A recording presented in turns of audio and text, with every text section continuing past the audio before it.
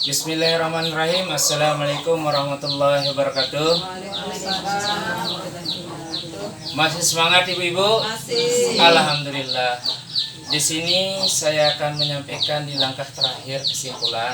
Tapi sebelum saya menutup pertemuan pada sesi pertama ini, saya ingin menanyakan kepada ibu-ibu, apakah ada yang masih mengingat materi yang sudah disampaikan oleh teman-teman dari awal yang tadi? Silakan.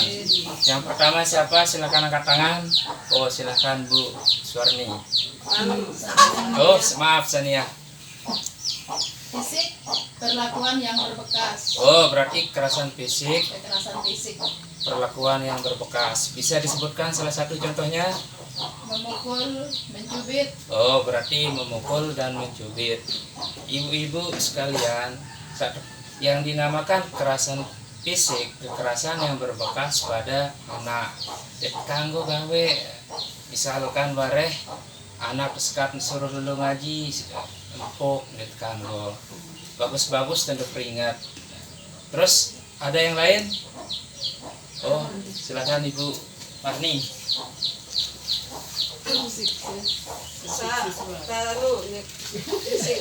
Oh, kekerasan psikis. Masih diingat apa yang dimaksud dengan kekerasan psikis? Oh, silakan. Ada kilang-kilang ya. Oh, berarti kekerasan psikis.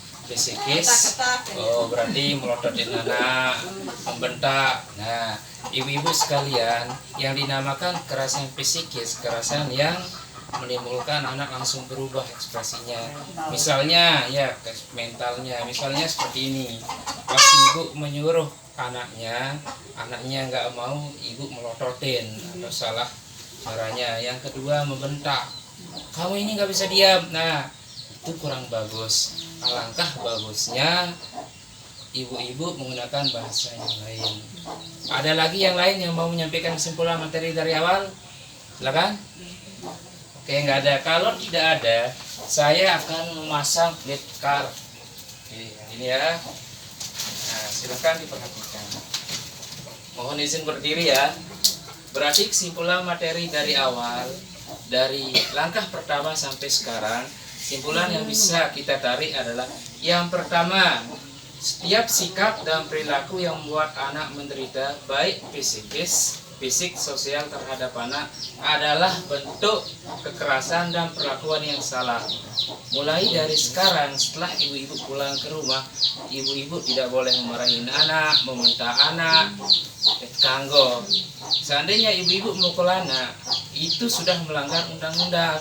Ibu-ibu bisa masuk dikenakan pidana. Yang kesimpulan yang kedua, bagaimana cara mendisiplinkan anak yang tidak harus dengan kekerasan. Contohnya seperti ini.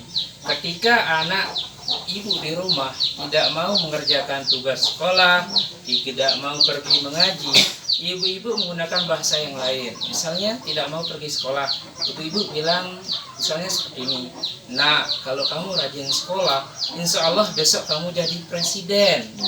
Yang kedua, misalnya tidak mau pergi mengaji, ibu bisa menjelaskan seperti ini, nah kalau kita rajin pergi mengaji, insya Allah besok kamu menjadi hafizah. Itu contohnya ya. Terus kesimpulan yang ketiga, orang tua wajib mencegah kekerasan dan perlakuan salah untuk melindungi anak. Anak ini kan ibarat kaset kosong. Apa yang dilihat sama anak, itulah yang akan dia lakukan di kehidupan berikutnya. Seandainya ibu-ibu sering membentak anak, memukul anak, besok kalau dia dewasa, dia juga akan berlaku seperti itu kepada anaknya, suka marah, suka memukul. Maka dari itu, setelah ibu selesai FDS sekarang sampai rumah, silakan dirubah. Kalau ada yang berperilaku seperti itu, tidak boleh. Kesimpulan yang terakhir, kalau ada misalnya anak-anak ibu di rumah, dia mengalami kekerasan oleh temannya atau oleh orang lain, ibu-ibu bisa menghubungi yang pertama dinas sosial, bisa menghubungi lembaga perlindungan anak yang ada di tingkat desa, tingkat kecamatan, sampai tingkat kabupaten. Baiklah, sebelum saya mengakhiri pertemuan ini, ada yang ditanyakan? Ada? Apa tuh ini mele silik. Oke, misalnya anaknya nggak mau seperti apa? Barang ini nyakitin bareng Oke, misalnya menyakitin perasaan. Sebagai orang tua harus berbanyak sabar. Orang tua adalah contoh atau tempat anak belajar pertama. Misalnya bahasa Sasa banyak sedok, udah kan? Tingkah laku anak. Paling tidak ibu bersabar, perbanyak istighfar. Terus bilang dengan baik-baik ke anaknya, nak nggak baik seperti itu, nggak boleh. Seperti ini yang bagus. Nah itulah salah satu langkah. Banyak lagi langkah yang lain yang sifatnya membangun fisik dan psikis anak. Tahu dari yang kilang-kilang ya. Nah nggak boleh. Itu termasuk kekerasan psikis, nggak boleh. Ada lagi yang lain yang ditanyakan? Ngilang deh teh bau kareng. Nggak boleh. Sedih.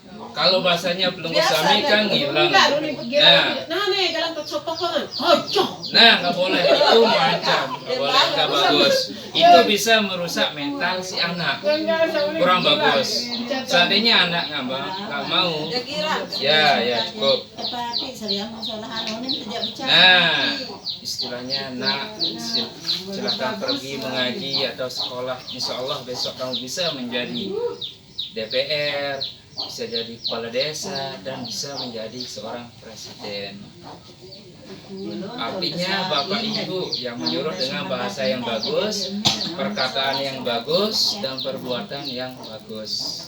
Oke, kalau nggak ada pertanyaan, nanti di rumah, ini tugas Bapak Ibu-Ibu di rumah, terus di keluarganya silahkan yang pertama diskusikan bersama keluarganya, contoh-contoh hak anak dalam keluarga.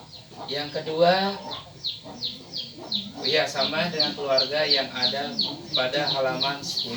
Kan buku pintar sudah ada, silahkan di sana di halaman 10 ada tugas-tugas untuk ibu-ibu diskusi. Untuk materi berikutnya kita akan membahas sesi yang kedua yang berjudul penelantaran pada anak. Baiklah, kalau nggak ada pertanyaan saya cukupkan sampai di sini. Kurang lebihnya saya mohon maaf. Assalamualaikum warahmatullahi wabarakatuh. Waalaikumsalam warahmatullahi wabarakatuh.